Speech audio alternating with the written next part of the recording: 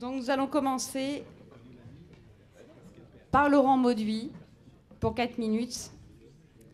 Et la question est simple, c'est sommes-nous aujourd'hui, nonobstant les apparences, privés de liberté publique? Monsieur Mauduit, 4 minutes. Quand on demandait à Thomas Jefferson, le 3e président américain, quelle était sa conception des libertés, il disait que s'il avait à choisir entre un pays qui a un gouvernement et pas de presse, ou bien un pays qui n'a pas de gouvernement et une presse indépendante, il disait très clairement « je choisis la seconde solution ».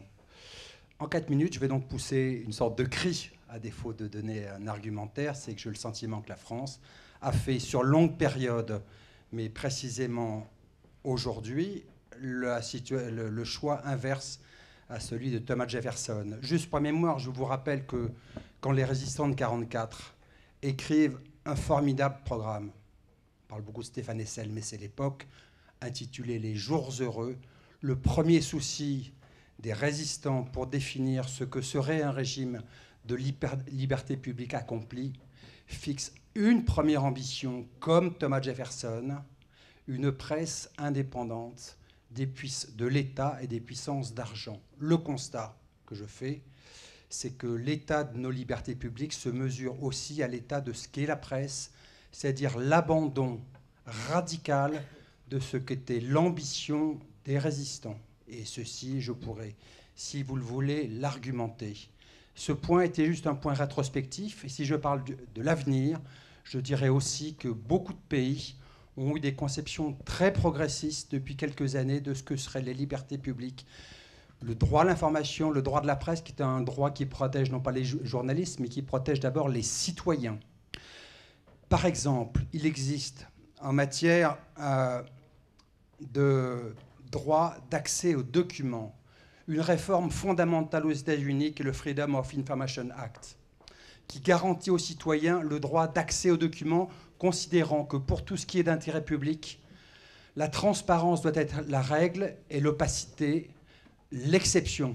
Beaucoup de pays ont pris des législations très progressistes qui confortent le droit de la presse. Je pense à la Suède, où un citoyen de manière anonyme peut faire jouer ce droit-là. Je pense aussi à un exemple beaucoup plus récent, qui est l'exemple de la Finlande, où les citoyens peuvent demander l'accès à des documents administratifs, y compris quand ça concerne une entreprise, quand l'entreprise est aidée par l'État.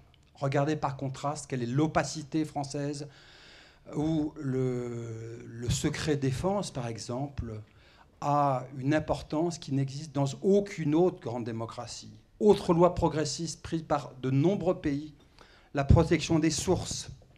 Il y a une grande loi de référence pour le journaliste que je suis, qui est la loi belge de 2005, qui ne prévoit en matière de secret des sources qu'une seule exception, c'est quand, dans le cadre d'une instruction menée par un juge d'instruction indépendant, quand la vie d'un individu est en cause.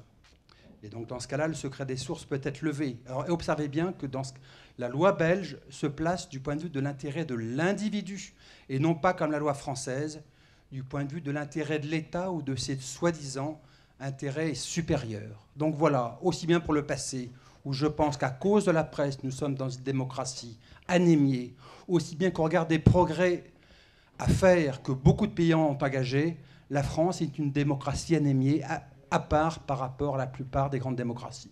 Voilà, je pourrais vous raconter ça pendant 2 heures. Oh ben, il vous reste encore 19 secondes. Hein. Excusez-moi. C'est le travers du...